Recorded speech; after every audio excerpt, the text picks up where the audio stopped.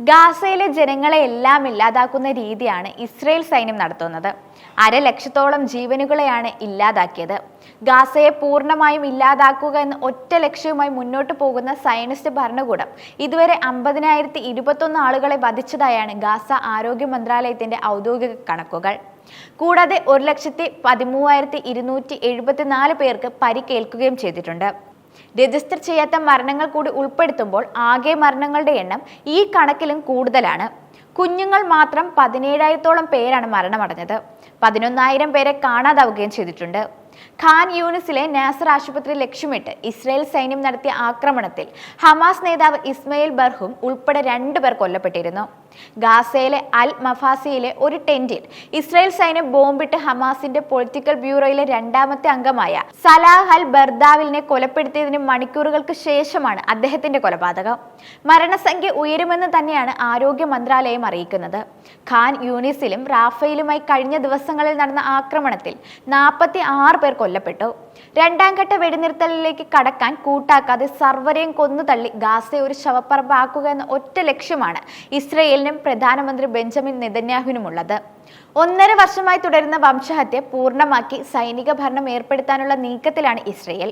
Gaza മുൻപിൽ നിന്ന് പലസ്തീനികളെ ബലമായി കുടിയിറക്കുന്നതിനുള്ള ഒരു സർക്കാർ ഏജൻസി രൂപീകരിക്കാനുള്ള ഇസ്രയേലിന്റെ തീരുമാനത്തെ ജോർദാൻ ശക്തമായ ഭാഷയിൽ വിമർശിച്ചിരിക്കുകയാണ്.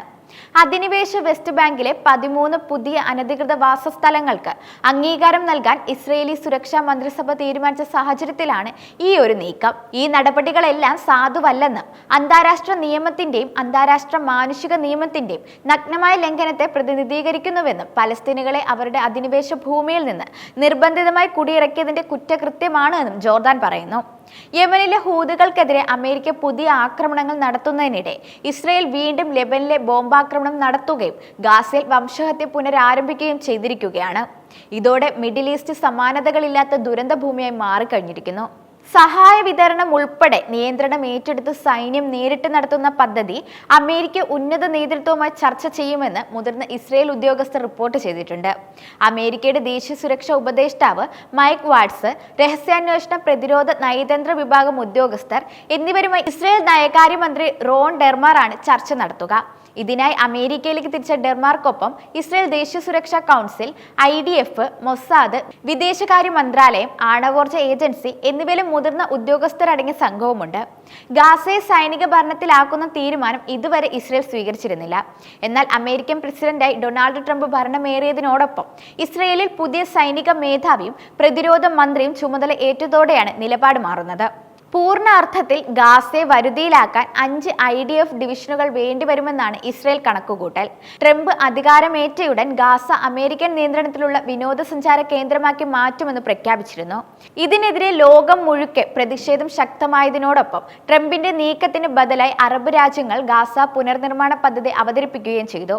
ഇതിനിടെയാണ് ഇസ്രയേൽ നേരിട്ട് സമ്പൂർണ്ണ അധിനിവേശവും സൈനിക ഭരണവും നടപ്പാക്കാൻ ഒരുങ്ങുന്നത്. 2023 ഒക്ടോബർ 7-ന് ഹമാസ് ഇസ്രയേലിൽ നടത്തിയ ആക്രമണത്തിന് പിന്നാലെയാണ് നെതന്യാഹു യുദ്ധം പ്രഖ്യാപിച്ചത്. അന്ന് ഇസ്രയേലിൽ 1,200-ഓളം പേർ ഹമാസ് ആക്രമണത്തിൽ കൊല്ലപ്പെട്ടിരുന്നു.